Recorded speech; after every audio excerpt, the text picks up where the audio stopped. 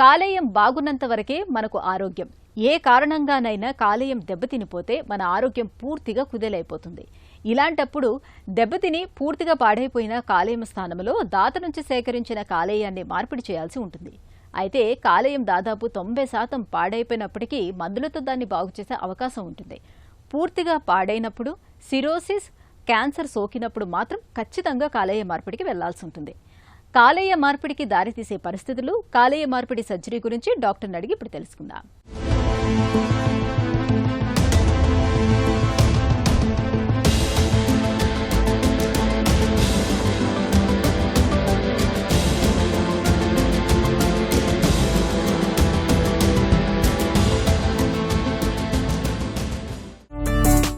కాలేయ మార్పిడిని ఎప్పుడు, ఎవరికి, ఎలాంటి పరిస్థితుల్లో సిఫారసు చేస్తారు? సో కాలేయ మార్పిడి అంటే పూర్తిగా డ్యామేజ్ అయిపోయిన లివర్, అంటే ఇంకా లివర్ ఇంకా మెడిసిన్స్ తోటి ఇంప్రూవ్ అవ్వదు అన్న స్టేజ్కి వచ్చినప్పుడు కాలేయ మార్పిడి చేస్తాం. ఇప్పుడు లివర్ పర్మనెంట్ డ్యామేజ్ అయిపోయి గట్టిగా రాయిలాగా తయారయ్యి దానివల్ల రక్తనాళాల్లో ప్రెషర్ ఎక్కువ, బ్లడ్ వామిటింగ్స్ వస్తాయి, లివర్ సెల్స్ పనిచేయక జాండిస్, కోమాలోకి వెళ్ళటం, బ్లీడింగ్ ప్రాబ్లమ్స్ ఇవన్నీ స్టార్ట్ అవుతాయి అనమాట. సో దాన్ని డీకంపెన్సేటెడ్ సిరోసిస్ అంటారు. సో ఇది most common cause for indication liver transplantation.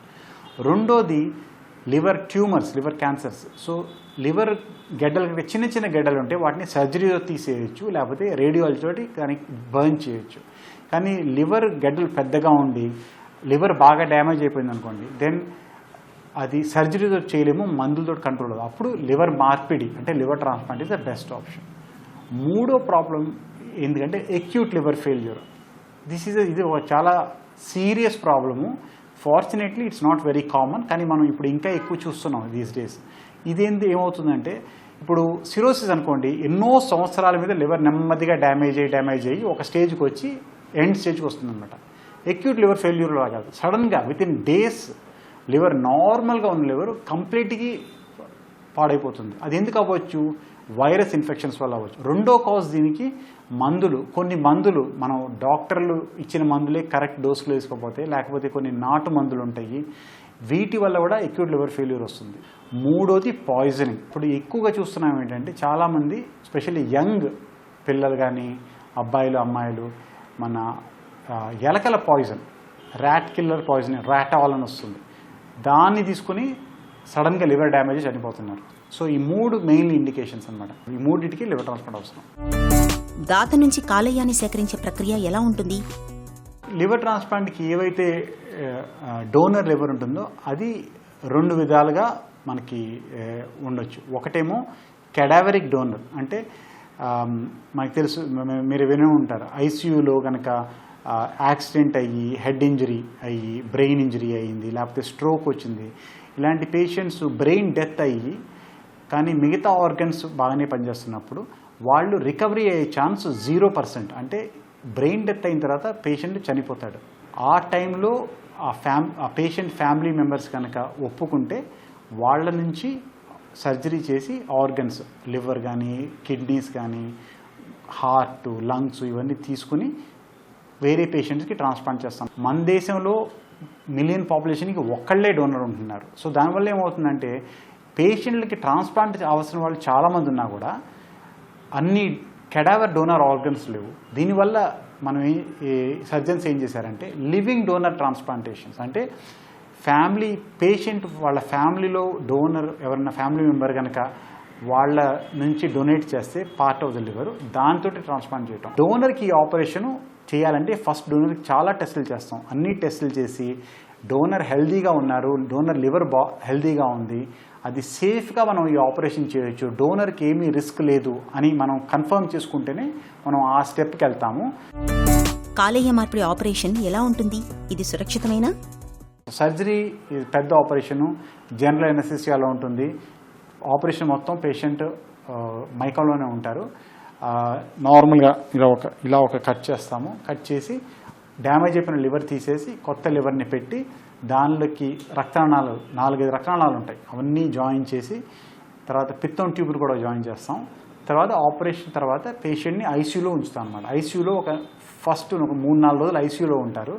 నెమ్మదిగా రికవరీ ఉంటుంది. రోజు బ్లడ్ టెస్టులు చేసి స్కాన్ చేసి చూస్తారు, లివర్ రికవర్ అవుతుందా మంచిగా, బ్లడ్ సప్లై అంతా బాగానే ఉందా, ఇన్ఫెక్షన్లు ఏం లేవు, అన్ని జాగ్రత్తలు తీసుకుని యూజువల్గా 4-5 డేస్ తర్వాత అంతా స్టేబుల్గా ఉందంటే అప్పుడు వార్డుకి షిఫ్ట్ చేసి వార్డులో ఇంకొక వారం 10 రోజులు ఉంచుతారు. యూజువల్గా మన హాస్పిటల్లో అయితే 4 రోజులు ఐసీయూలో, 10 రోజులు వార్డులో, 2 వీక్స్లో డిశ్చార్జ్ అయిపోతారు. డిశ్చార్జ్ అయిపోయే టైంకి అన్ని పనులు చేసుకుంటారు, నార్మల్గా తింటూ ఉంటారు, వాకింగ్ చేస్తూ ఉంటారు. వాళ్ళకి ఏమేమి మందులు ఇవ్వాలో అన్నీ ఎక్స్ప్లెయిన్ చేస్తాము. సో మందులు కూడా రెగ్యులర్గా తీసుకుంటూ ఉంటారు అన్నమాట. కాలేయ మార్పిడి తర్వాత ఎలాంటి సమస్యలు ఎదురవ్వచ్చు? రిజెక్షన్ వంటి సమస్యల్ని ఎలా అధిగమించాలి?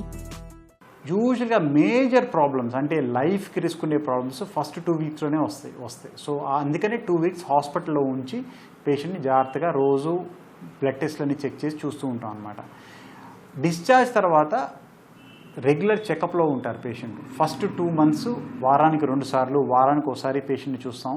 అవుట్ పేషెంట్లో బ్లడ్ టెస్టులు చేసి లివర్ మంచిగా సెట్ అవుతుందా, బాడీ లివర్ని యాక్సెప్ట్ చేస్తుందా, ఇవన్నీ చెక్ చేస్తాం అన్నమాట బ్లడ్ టెస్ట్లో. అలాగే ట్రాన్స్ప్లాంట్ అంటే వేరే ఇంకెవరిదో లివర్ పెడుతున్నాం కాబట్టి మన బాడీ ఏం చేస్తుంది, ఇది మనకు తెలియని లివర్, ఇది మనకు తెలియని ఆర్గను, దీన్ని రిజెక్ట్ చేయడానికి ట్రై చేస్తుంది. సో అది ప్రివెంట్ చేయడానికి పేషెంట్కి మందులు ఇస్తాం అన్నమాట. యాంటీ రిజెక్షన్ మెడికేషన్స్ అంటారు. లివర్ రిజెక్షన్ అంటే ఏంటంటే ఇప్పుడు మన బాడీలో వేరే వాళ్ళ అవయవం పెడుతున్నాం కాబట్టి మన బాడీ ఏం చేస్తుంది, దానితో ఫైట్ చేయడానికి ట్రై చేస్తుంది అనమాట. దీన్ని ఎక్యూట్ రిజెక్షన్ అంటారు. ఆల్మోస్ట్ 30 to 40% అంటే 100 మందికి ట్రాన్స్ప్లాంట్ చేస్తే మనం 40 మందిలో లివర్ రిజెక్షన్ వస్తుంది ఫస్ట్ 3 మంత్స్లో. కానీ 97 to 98% రిజెక్షన్స్ని మనం వెంటనే డిటెక్ట్ చేస్తే కంప్లీట్గా క్యూర్ చేయొచ్చు. సో లివర్ రిజెక్షన్ అనేది భయపడేది లేదు. కాకపోతే ఏంటంటే అది మనం ఎంత త్వరగా దాన్ని పట్టుకుంటే అంత మంచిది. అందుకనే రెగ్యులర్గా బ్లడ్ టెస్టులు చేస్తాం ఫస్ట్ 2-3 మంత్స్. ఫస్ట్ సిమ్టమ్స్ ఇప్పుడు బ్లడ్ టెస్ట్లోనే ఉంటాయి. పేషెంట్ కంప్లీట్గా బాగున్నా కూడా బ్లడ్ టెస్ట్లో తెలిసిపోతుంది మనకి. కొంచెం లైట్గా రిజెక్షన్ స్టార్ట్ అవుతుంది అనగానే దాన్ని మనం ట్రీట్మెంట్ చేస్తే కంప్లీట్గా క్యూర్ అయిపోతుంది అనమాట. కాలేయ మార్పిడి చేయించుకున్న తర్వాత జీవనశైలిలో ఎలాంటి జాగ్రత్తలు తీసుకోవాలి? యూజువల్గా ఏమైనా ప్రాబ్లమ్స్ వస్తే ఫస్ట్ 3-6 మంత్స్లో వస్తాయి. ఏమేమి ప్రాబ్లమ్స్ రావచ్చు? మెయిన్లీ ఇన్ఫెక్షన్స్ రావచ్చు, లేకపోతే రిజెక్షన్ రావచ్చు. సో అందుకని ఫస్ట్ 3 to 6 మంత్స్ కొంచెం జాగ్రత్త పడతాం అనమాట. బయటికి వెళ్తే మాస్క్ వేసుకోమని చెప్తాం. క్రౌడెడ్ ప్లేసెస్ అంటే బాగా పెద్ద పెద్ద పెళ్ళిళ్ళకి లేకపోతే ఎగ్జిబిషన్స్కి ఇలాంటివి వెళ్ళినప్పుడు మనం మాస్క్ వేసుకోవాలి.